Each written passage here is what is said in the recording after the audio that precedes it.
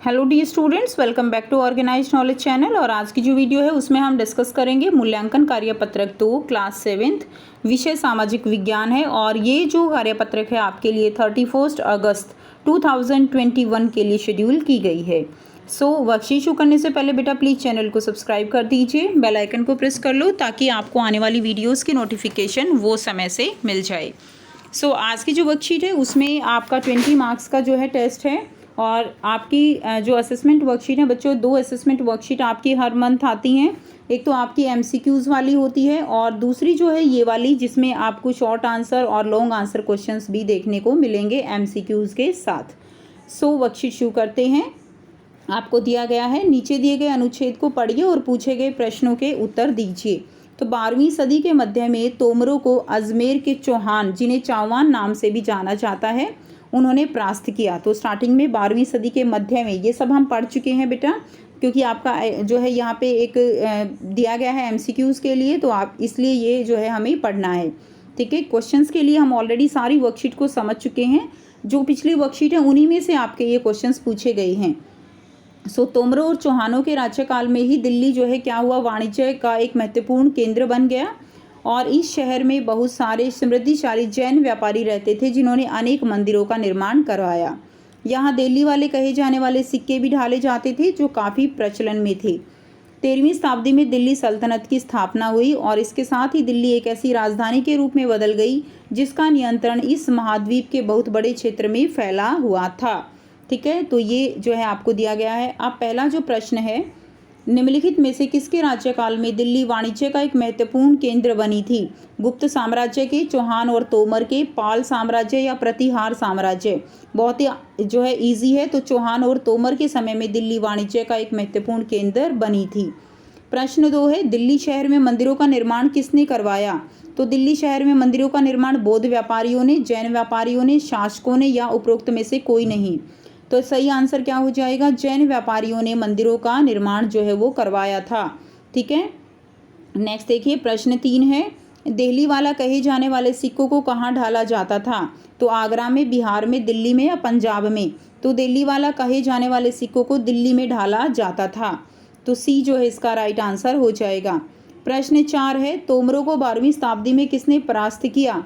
तो तोमरों को जो है 12वीं शताब्दी में गुप्त ने, चौहान, पाल और प्रतिहार। तो तोमरों को 12वीं शताब्दी में चौहान ने परास्त किया था। तो बी जो है इसका राइट आंसर हो जाएगा। तो चारों क्वेश्चन के आंसर हमने किए। पहले का बी है, दूसरे का बच्चों बी है, तीसरे का सी है और चौथे का बी है। नेक्स्ट देखिए, अब यहाँ पर आपको 5 से 10 तक जो है कुछ प्रश्न दिए गए हैं जिनके आंसर हमें करने हैं।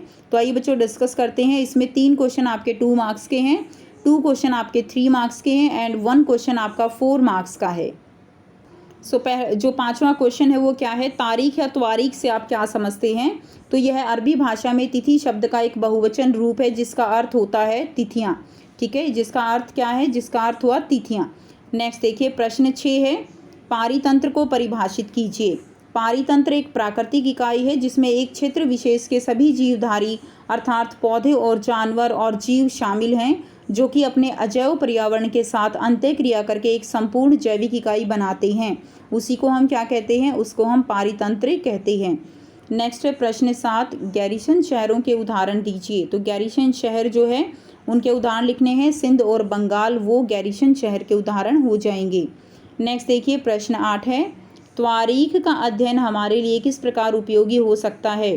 तो त्वारीख में सल्तनत काल के सुल्तानों के बारे में कुछ बातें लिखी गई हैं, जैसे कि वह शासन कैसे करते थे, उनका रहन सहन कैसा होता था, अन्य राज्यों के साथ उनका संबंध कैसा होता था। इन सभी बातों से हमें इतिहास की जानकारी प्राप्त हो सकती है। तो इसीलिए त्वारीख का अध्ययन हमारे लिए उपयोगी हो सकता है। प्रश्न 9 है, इतिहास के अध्ययन में सहायक कुछ स्रोतों के उदाहरण दीजिए। तो इतिहास के अध्ययन के लिए सिक्के, अभिलेख और तत्कालीन लेखकों द्वारा लिखी गई पुस्तकें महत्वपूर्ण स्रोत हैं।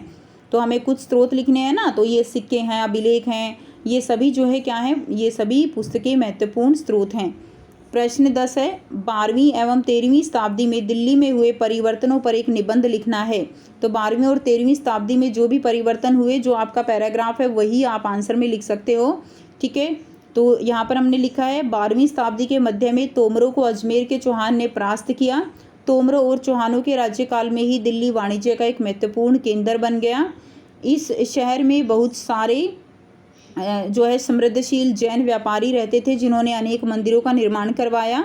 ये बेटा आपका 4 नंबर का क्वेश्चन है, इसीलिए थोड़ा सा बड़ा आपको लिखना पड़ेगा, पूरा डिटेल लिखना है ना। यहाँ दिल्ली वाले कहे जाने वाले सिक्के भी ढाले जाते थे, जो काफ़ी प्रचलन में थे। 13वीं शताब्दी में दिल्ली सल्तनत की स्थापना हुई और इसके साथ दिल्ली एक ऐसी राजधानी के रूप में बदल गई जिसका नियंत्रण इस उपमहाद्वीप के बहुत बड़े क्षेत्र में फैला हुआ था। तो इस तरह से आप अपनी वर्कशीट को कंप्लीट करेंगे और अपने जो 10 क्वेश्चंस हैं उनको कंप्लीट करेंगे और अपनी टीचर से चेक करवाएंगे। सो अब पहले जो है बच्चों आपको खुद से करना है, ठीक है। अगर कोई क्वेश्चन नहीं आता है तो ही आप इस वर्कशीट की हेल्प लीजिएगा, इस वीडियो की हेल्प लीजिएगा। सो ये थी आपकी आज की असेसमेंट वर्कशीट। आई होप सभी बच्चों को क्लियर है। कोई भी डाउट है पूछ सकते हो। वीडियो अच्छी लगी तो प्लीज़ लाइक कर दीजिए, शेयर कर दीजिए और चैनल को सब्सक्राइब कर लीजिए। So thanks for watching. मिलते हैं नेक्स्ट वीडियो में नेक्स्ट वर्कशीट के साथ। Take care.